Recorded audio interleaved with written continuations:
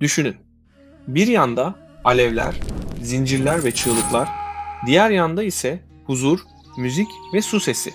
Osmanlı ve Avrupa'da akıl hastası olan insanlar aynı dönemin aynı acısına verilen iki farklı cevaptı. Bugün tarihin en karanlık ve en naif sayfalarından birini aralıyoruz. Avrupa yakarken Osmanlı ise tedavi ediyordu. İnsan zihninin dehlizlerinde kaybolanları kimileri şeytan diye yaktı, kimileri ise notalarla şifa verdi.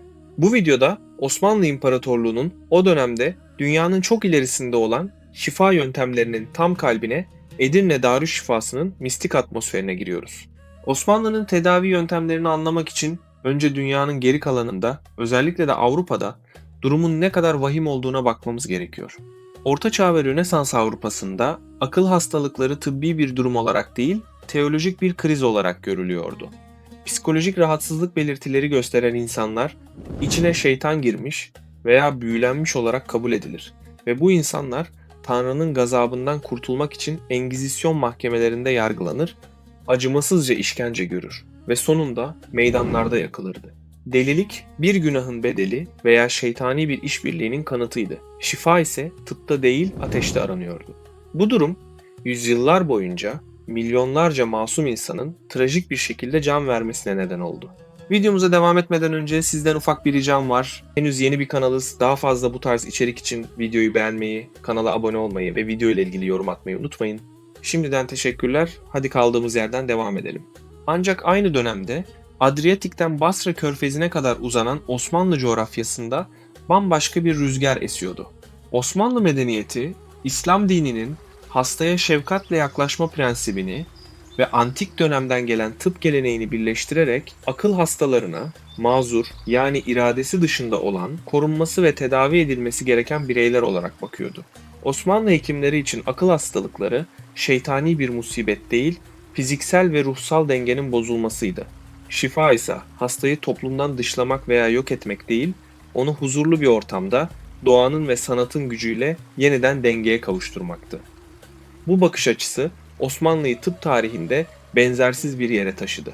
Bu insancıl yaklaşım Osmanlı'nın güçlü vakıf geleneği sayesinde somutlaşarak şifahanelere dönüştü. Padişahlar, sultanlar ve devlet adamları Allah'ın rızasını kazanmak ve halka hizmet etmek için devasa vakıflar kurarak bu hastaneleri finanse ettiler.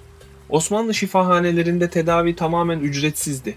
Hasta kim olursa olsun, hangi dine veya ırka mensup olursa olsun, en iyi hekimler tarafından bakılır, en kaliteli ilaçlar ve yemekler sunulurdu. Bu, o dönem dünyası için hayal bile edilemeyecek bir sosyal devlet anlayışıydı. Akıl hastaları da bu sistemin bir parçasıydı ve onlar için özel olarak tasarlanmış huzur ve dinginlik odaklı bölümler inşa edilirdi. Osmanlı'nın bu alandaki zirve noktası şüphesiz II. Bayezid tarafından Edirne'de yaptırılan Darüşşifa'dır. Bu yapı sadece bir hastane değil, aynı zamanda mimari bir şaheserdir. Şifahanenin tasarımı hastanın ruhunu dinlendirmek üzerine kuruludur. Geniş avlular, fıskiyeli havuzlar, kuş seslerinin yankılandığı koridorlar ve çiçek kokularıyla dolu bahçeler. Her detay hastanın kaygısını azaltmak, onu doğanın ritmine geri döndürmek için düşünülmüştü. Evliya Çelebi seyahatnamesinde bu şifahanenin o kadar huzurlu olduğunu anlatır ki buraya giren bir delinin bile kısa sürede akıllandığını söyler. Edirne Darüşşifası, Osmanlı'nın akıl hastalıklarına yaklaşımının en somut ve en güzel kanıtıdır. Gelelim Osmanlı'nın en dikkat çekici ve en gizemli tedavi yöntemine, müzik terapisi. Osmanlı hekimleri, müziğin ruhun derinliklerine inebilen, duyguları dengeleyebilen ve fiziksel acıyı hafifletebilen güçlü bir araç olduğunu çok iyi biliyorlardı. Bu sadece rastgele müzik çalmak değildi. Her hastalığın, her ruh halinin ve hatta günün her saatinin kendine özgü bir müzik makamı vardı. Hekimler ve müzisyenler birlikte çalışarak hastanın nabzına, mizacına ve hastalığının türüne göre en uygun makamı seçerlerdi. Bu o dönemin tıbbı için inanılmaz derecede gelişmiş, bireyselleştirilmiş bir tedavi yöntemiydi.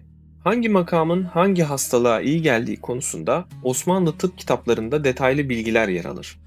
Örneğin Hüseyini makamı sakinleştirici ve huzur verici etkisiyle öfke ve kaygı yaşayan hastalara çalınırdı. Nihavend makamı neşeli ve akıcı tınısıyla depresyon ve melankoli belirtileri gösteren hastaları canlandırmak için kullanılırdı. Rehavi makamı özellikle baş ağrılarına ve uykusuzluğa iyi gelmesiyle bilinirdi.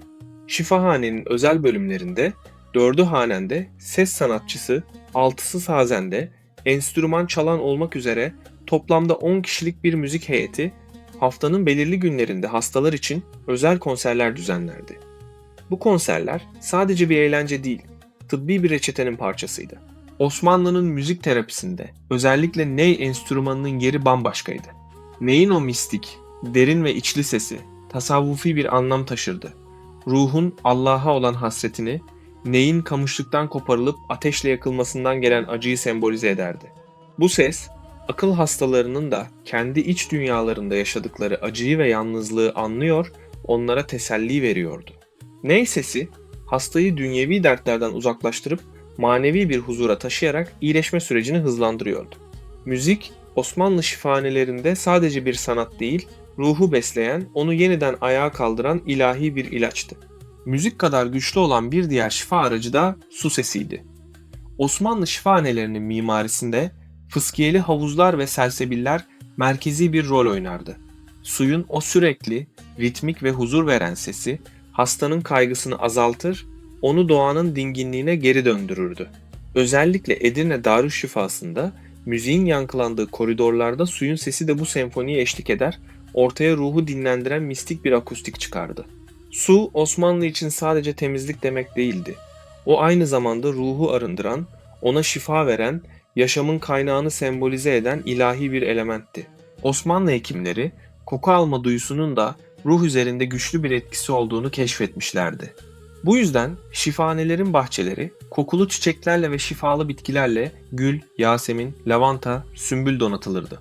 Bu aromaterapi yöntemiyle hastanın ruh halini iyileştirmek, ona neşe ve huzur vermek amaçlanırdı. Ayrıca hastaların boş kalmaması, kendi iç dünyalarına gömülmemesi için meşguliyet terapisi, ergoterapi de uygulanırdı. Hastalar yeteneklerine göre bahçe işleri yapmaya, el sanatlarıyla uğraşmaya, ahşap oymacılığı, kuyumculuk, tesbih dizme teşvik edilirdi. Bu yöntem hastanın kendini yararlı hissetmesini, toplumla yeniden bağ kurmasını sağlıyordu. Avrupa'nın akıl hastalarını ateşe attığı bir dönemde notalarla ve su sesiyle şifa veren bir imparatorluğun hikayesini dinlediniz. Hemen şimdi ekranda çıkan diğer Mamba tarih videolarından birine tıklayın.